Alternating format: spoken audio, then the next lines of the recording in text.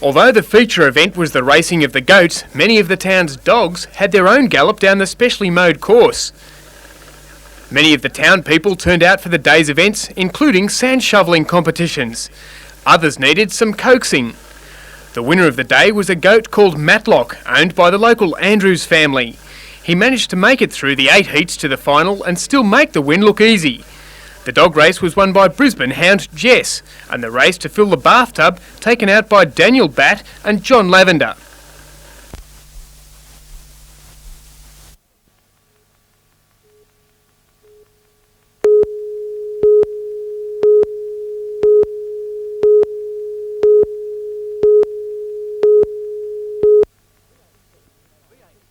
BHP has been considering its options: close down altogether, convert the site into an electric arc mini-mill processing scrap steel, or upgrade the existing integrated works and improve productivity. Newcastle is breathing easier now that the last of those was decided on.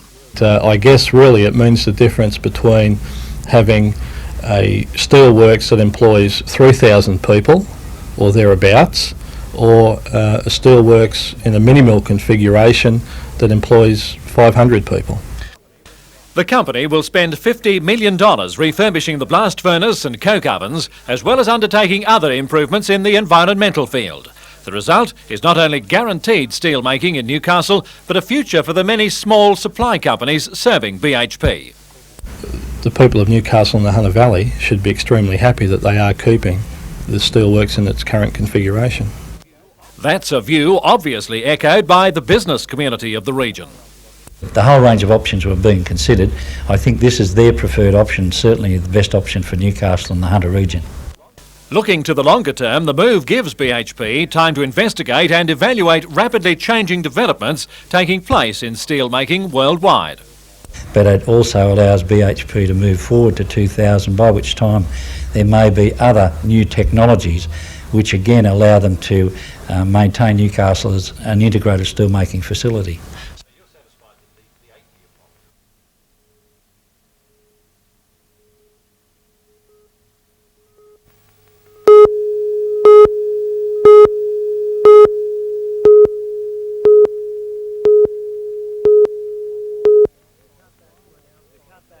The cutbacks were announced on Friday, but it wasn't until this morning that the impact of the blow was felt. The company started issuing notices in the start of the night shift last night, and the workers were sent home after receiving their notice. This morning at 7 o'clock the workers were confronted by the management. Again, retrenchment notices were handed out.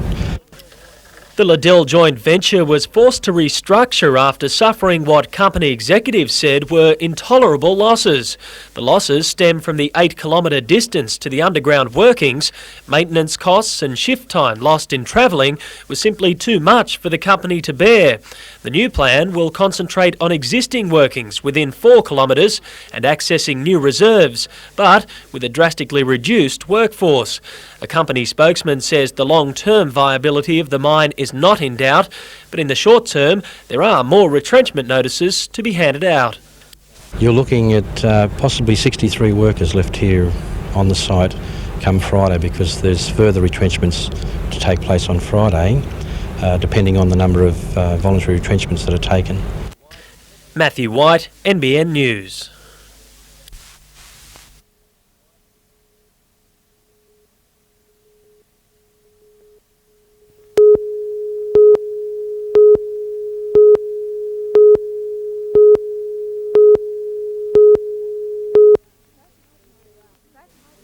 Fatty foods are out, high fibre is in, and research is being done to see if a grain product called psyllium can reduce cholesterol. Newcastle University needs 75 men with high cholesterol levels to take part in a 3-month study. We're really trying to find out if this new fibre source is actually going to be useful in helping people lower their cholesterol levels. Participants will have to eat psyllium for breakfast. Their cholesterol levels will then be analysed. If the results are positive, this cereal may well be another way to reduce heart disease. Professor Roberts believes it is important to keep your cholesterol level down, despite recent publicity which suggests otherwise. I think one study showing that it's perhaps less important doesn't prove or disprove the other 40 or 50 studies which have shown that it is important and that it does help in terms of heart disease risk.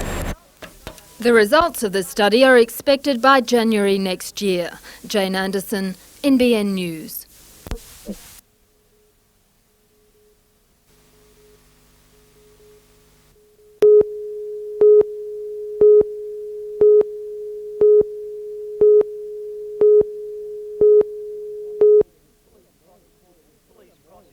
Police prosecutor Katrina Moy told the court Barrick had waited in the garage of his wife's Warners Bay Road home at about 11 o'clock last night. It's alleged when his wife Joanne and their baby daughter Sasha arrived home, Barrick struck, punching his wife in the head, tying up her hands and then stabbing her in the back and neck. He then allegedly took the pair to his car.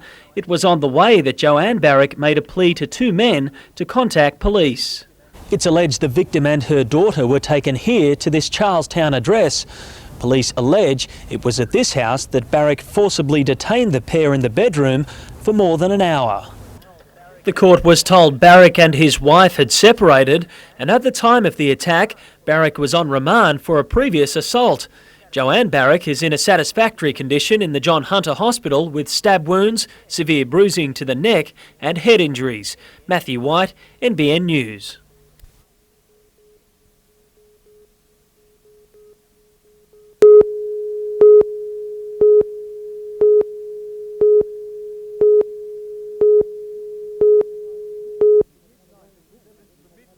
Since the mid-1970s, Graham Richardson has had a reputation for making and breaking other politicians' careers.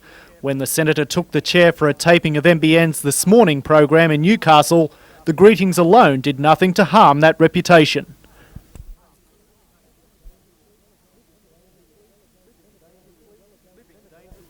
Living dangerously, the Senator, who was relegated to the backbench after the so-called Simmons affair 4 months ago, was bold enough to predict when Australia would be going to the polls. With that election looming, Senator Richardson used his speech at the Newcastle Business Club to explain why he thinks the Coalition's consumption tax would erode the incomes and quality of life of many of those in the audience.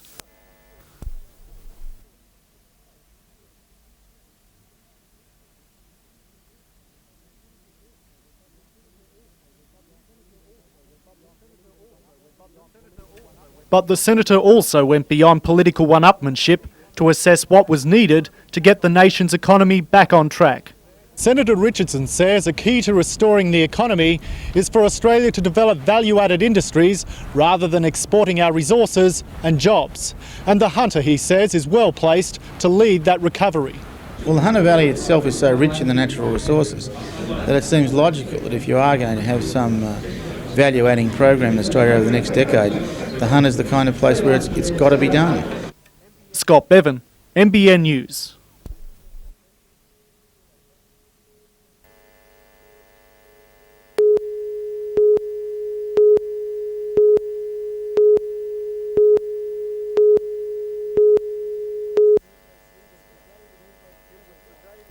It was the day that almost never was for Newcastle. Acting Prime Minister Brian Howe and State Planning Minister Robert Webster have signed the Building Better Cities agreement that secures $100 million for Honeysuckle. The $70 million of federal money and an additional $30 million from the New South Wales Government for the Newcastle project was all but lost 2 months ago. Citing political games by the ALP as the reason, the state government removed Honeysuckle from the funding list and the project relied on to revitalise Newcastle seems set to founder. But more negotiations at all levels of government saw the project reinstated, resulting in this ceremony on the 31st floor of the state government offices. For the Newcastle contingent, it was a day for champagne, keepsake home videos and jubilation.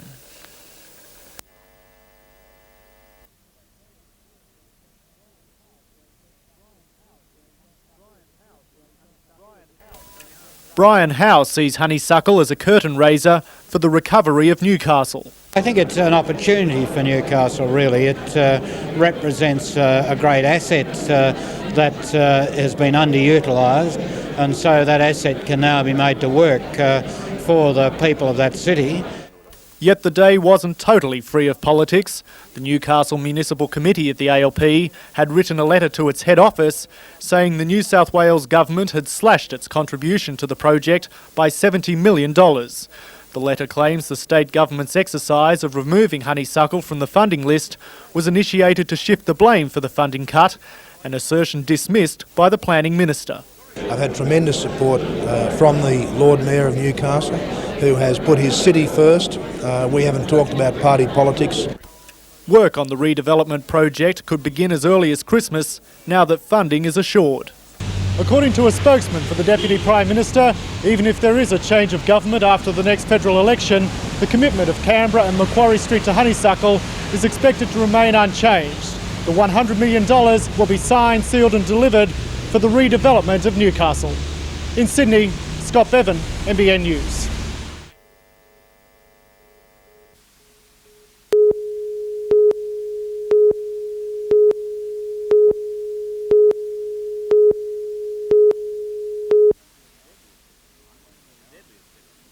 The deadliest section of highway in the Ballina area is really a very good road, mostly straight stretches. But it's on these straight stretches between Ballina and Grafton that at least 9 people have died in recent months. The cause of those crashes? Fatigue. Drivers simply closed their eyes and ran off the road into trees or into oncoming vehicles.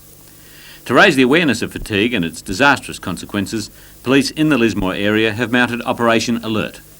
Whenever they operate random breath testing, they use the opportunity to invite motorists to complete a survey, identifying how far they've driven, how many breaks they've taken, and if they planned those breaks. People are just not sitting down and planning a journey, where I think what they should be doing even the night before is to sit down, grab the map or discuss with the wife or whatever, where we're going to stop, where we're going to pull up for a cup of tea, get out, walk around, whatever. And then stick to that plan? Yeah. It does seem most drivers do not plan their breaks, but they are becoming aware of the need to combat fatigue. We've come from Coonabarabran this morning. So did you plan your stops? No, well, I think we plan always to have lunch. We always plan to have an afternoon tea and perhaps a morning tea, but that's all. You're obviously aware of the way fatigue can creep in on a journey. Well, you'd be dumb if you didn't, because the signs are everywhere, you know, stop, drive, or stop your driving and revive. So that's what I basically try and do. Each motorist stopped is given an advice sheet, which points out that you might be driving within all the road rules, but not off for an instant, and you could be dead or injured in less than a second. These simple rules can help. Probably the most important rule is that if you do notice the signs of fatigue, stop right then and take a break. It's no good waiting until you get somewhere. Lismore Police will continue Operation Alert until December and then analyse the findings of their survey and its effect on fatigue-related accidents. But at the end of the day, the cure for this insidious killer rests squarely with those who use the highway. Jim Sullivan, NBN News.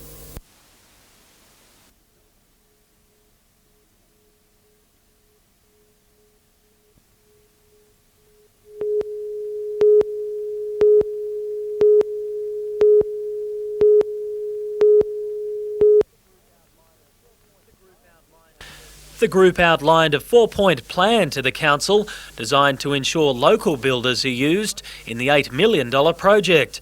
It wants a hunter firm contracted for the work, the employment of local subcontractors, the payment of standard allowances and a similar commitment for future projects. And the reason for that is because of the higher than average unemployment in Newcastle, and especially in the building industry in Newcastle after the earthquake. It's all run down, and we're saying clearly to the council and asking them to consider a position of 100% utilisation of Newcastle labour in respect to the civic theatre and the use of contractors in that area. The project will provide 12 months' work and keep more than 200 people employed. The unions say ensuring local labour is used on the civic redevelopment could provide the kickstart the industry needs. And although keeping the jobs here in the Hunter Valley is their main concern, The unions say it's not a case of us versus them with Sydney builders. It's not us or them, it's just normal building practice that in the recession that we're having at the moment is that builders will look further than their own backyard to acquire work. What we're concerned about, obviously, is the unemployed building workers in Newcastle. The council will consider the claims at a special meeting next week. Matthew White, NBN News.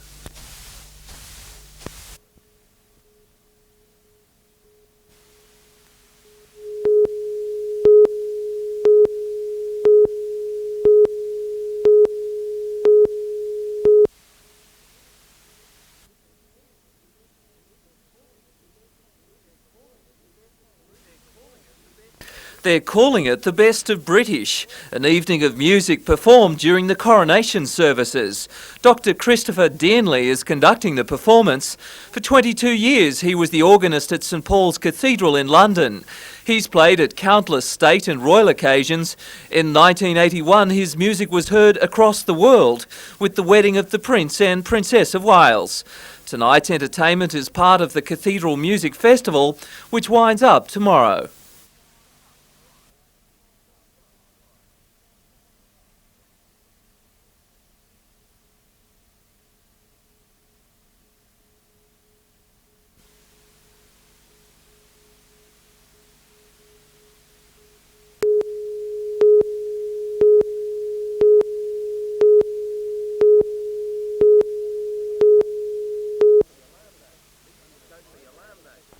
Don't be alarmed though, these human flies are out to have some fun and want you to join them. Members of the Northern Rivers Bushwalkers Club have recently completed construction of an indoor artificial climbing wall. It's a public recreational facility for everyone and forms part of the council's pool and gymnasium complex. Indoor rock climbing in Europe is a huge sport and it's hoped it will catch on in the north of the state. And as the construction suggests, it's close to the real thing. Despite climbing indoor on a normal wall, the techniques, the reaches, that sort of thing, are very similar to the real thing. Safety is of prime concern, so there shouldn't be any worries for beginners. It is very much a controlled situation because you've always got the ropes above you, and it's much safer probably than climbing outside.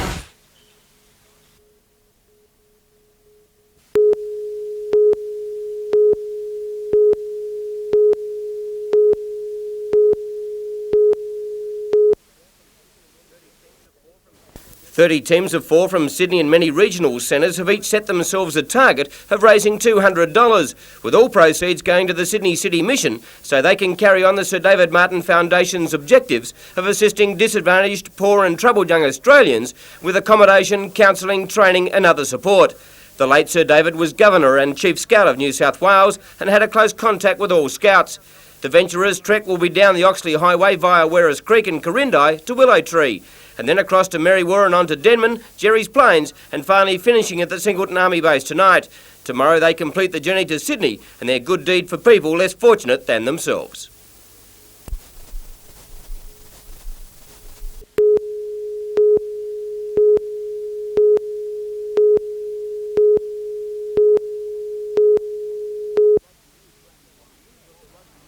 On the eve of the Rugby League Grand Final, Bob Carr was sounding like a coach, pointing out the opposition's weaknesses. We're fighting them strongly, especially on health privatisation over here. This time he was targeting the as-yet unproposed privatisation of Maitland Hospital. It would be extremely sad for our local people. We think it's wrong economically, we think it's wrong in terms of public access to hospitals, and we think that when it comes to Maitland, people ought to be guaranteed a continued public hospital. What they're doing is waiting for an investor to come along and say, this is one hospital I'd like to own and I'd like to run. We're out here saying no to that. The eye of the privatisation storm has been Port Macquarie. In a referendum, 60% of residents said no to a private hospital in the Hastings. Well, Port Macquarie is a very solid National Party seat. I think if you had a vote in Maitland, you'd have an 80% no vote to privatisation. In Parliament, the government has refused to rule out privatising Maitland. However, local MP Peter Blackmore says it's not on the agenda. Well, the government should have ruled it out. We asked Ron Phillips in the Parliament whether he'd rule out the privatisation of Maitland, and he refused to do it. Anthony Griffiths, NBN News.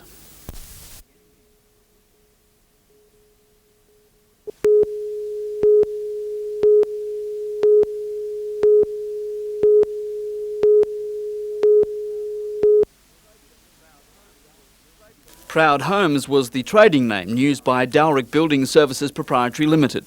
This morning, Dowrick's little office in the Newcastle suburb of West Wallsend was silent and deserted, as are 54 building sites across the Hunter. Proud Homes recently expanded into the budget housing market. Apparently, tough times in the industry have taken their toll. The Building Services Corporation says liquidation or receivership seems inevitable.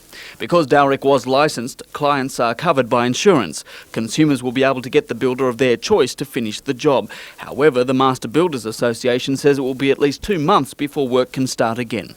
Dowrick officials were unavailable for comment. Anthony Griffiths, NBN News.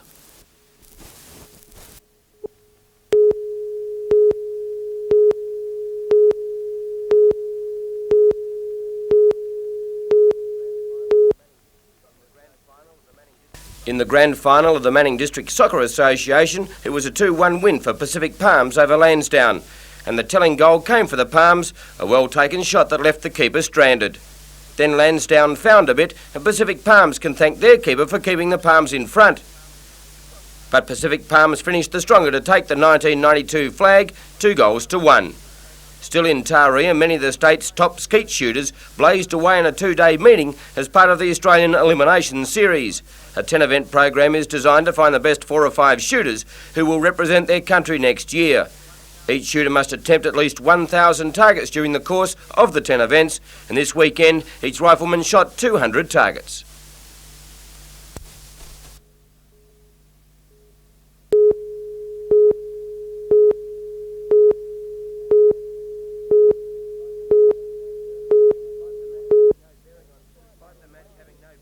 Despite the match having no bearing on semi-final placings, plenty of pride was on the line and Damien Keogh wanted the win. And then all hell broke loose. Al Green and Dean Uthoff came together after a Michael Johnson basket and things got nasty.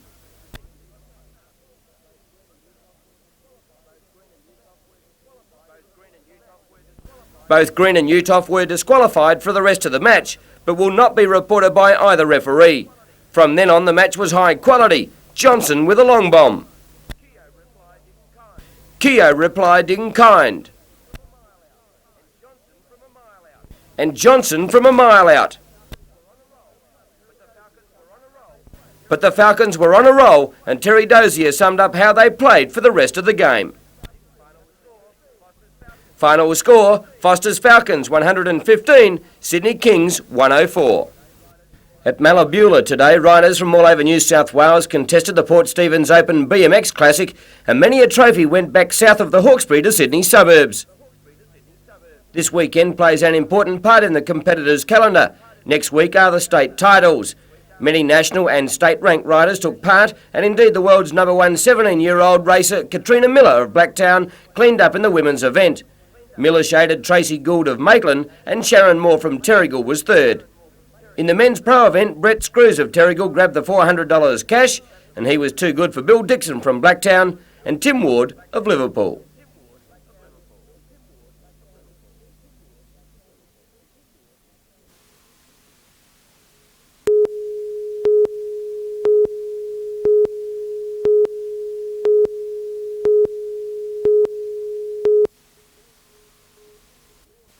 It's literally awesome. And it's showdown time. Showdown being a brute of a ski boat powered by twin 2.5 electronic fuel-injected Mercuries, pumping out a whopping 600 horsepower, and under ski conditions, Showdown hits speeds around the Old Ton, 160 kilometres an hour. Steve Cotton has been in and around ski racing for 20 years, and in tandem with son Daniel, is set for a good showing in Grafton. Considering the age of Daniel and the age of myself, which is getting on a little, it's we're probably in there for a place. We're definitely not in for an outright place, but in unlimited outboard, which we'd be running, I'd say we're good for a place. Daniel is only 15, but already a veteran of plenty of races, including 2 Grafton bridge-to-bridges, and he's under a bit of pressure from the man he admires most. Dad pushes me along a bit, so he makes me go a bit faster. 110 kilometres at breakneck speed is some task. Consistency is the key. Just keep it consistent. We could probably try and run right up around the 95 miles an hour bracket, but if we can keep it down to around 90 or high 80s around 90, we'll put in a real good time and probably do a place without burning ourselves out. Pitfalls is go too hard and burn yourself out.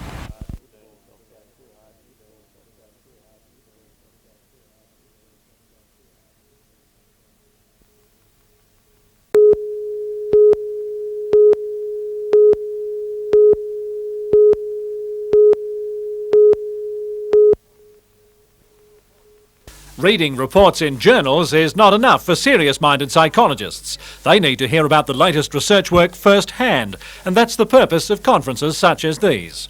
Both the society and the public which it serves require that its members be kept up to date, that they try and be as responsible as possible in applying contemporary research. A growing number of the nation's psychologists are turning their attention to sports performers. In this field, the latest research from the Institute of Sport is looking at comparing confidence in male and female athletes. Things like communication are really critical for building confidence. Things like being assertive on the court is really critical for confidence. So the research will have direct benefits to the AIS netball program, as well as to hopefully contribute to the development of theory in female confidence specifically, so that sports psychologists can then take it and use it.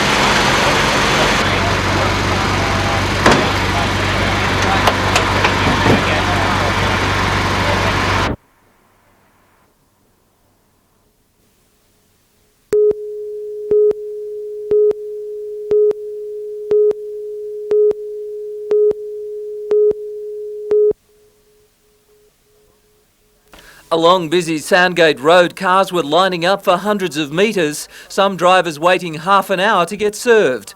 At the Shortland BP, fuel was selling for 59.9 cents per litre. That's compared to 72 cents at other centres, a saving of around $6 on the average full tank. This has been for a long time, isn't it? We should stay like this all the time. Be good. Drivers were taking on as much petrol as they could, some doubled up in different cars. Filled a motorhome up and a big truck and about 4 jerry cans, $85 worth. And you've come back for a second go? Yeah, this is my parents' car now, filling it up for them. At the moment, petrol stations here in the Newcastle region are paying 66.9 cents per litre of fuel. According to the Service Stations Association, anyone who sells for less than that wholesale price is off their rocker. In fact, they should be losing money. No station owners were available to comment on their price cuts. A petrol war has erupted, with service stations trying to match the Shortland deal and win back their clientele. Meanwhile, the motorists are enjoying the battle, claiming prices in Newcastle are far too expensive compared to other metropolitan areas. Down the coast and that, it's a lot cheaper. Peter Ryan, NBN News.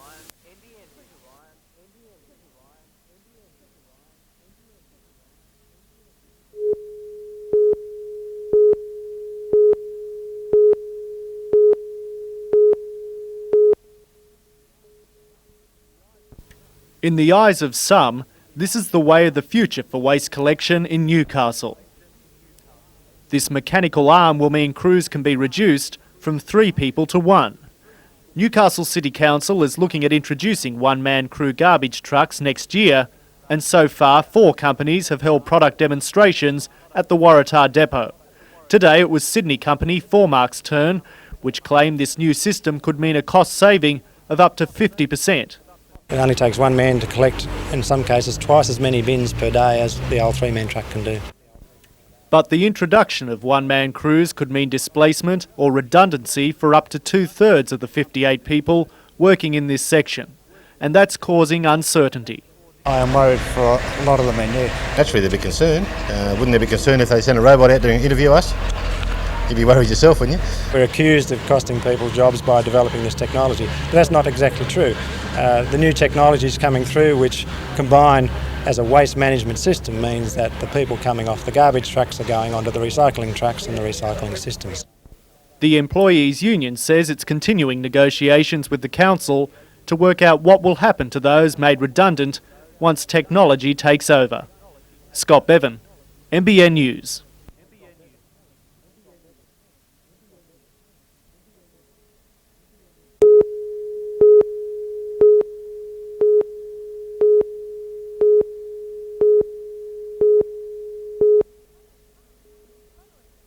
Following the retirement of Bishop Holland after 14 years in the job, a new bishop will be elected at a synod meeting in Newcastle. I think mostly the clergy are looking, and the lay people are looking for a leader, a pastor, a lover, someone who will bring encouragement and new ideas and a new vitality to the life of the church. 11 candidates have been nominated for the position. During the next 2 days, their beliefs and attitudes will be closely scrutinised by more than 300 officials of the Anglican Church. I would think that in order to be elected Bishop of Newcastle, the man to be elected would have to be in favour of the ordination of women as priests. By Saturday afternoon, Anglicans in the Hunter Valley and on the Central Coast should have a new religious leader. Jane Anderson, NBN News.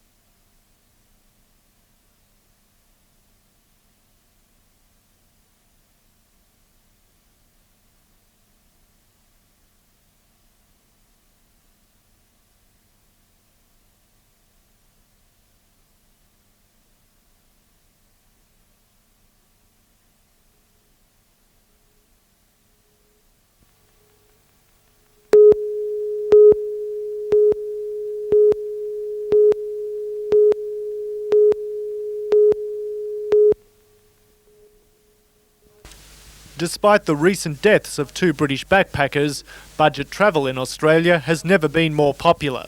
To put a roof over the heads of some of the 285,000 overnight visitors to the city each year, the University of Newcastle has struck a deal with the Youth Hostels Association to provide cheap accommodation at Irene Hall.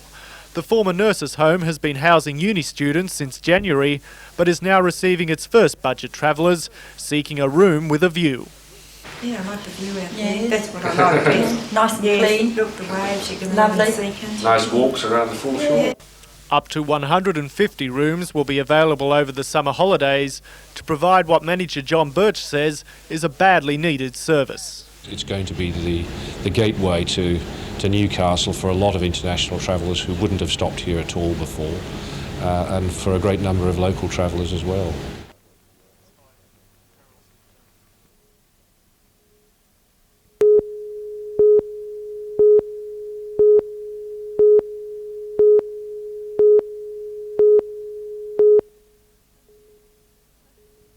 A 53-year-old Newcastle woman was killed when the car she was a passenger in left the road and collided with a tree about 6 o'clock last night.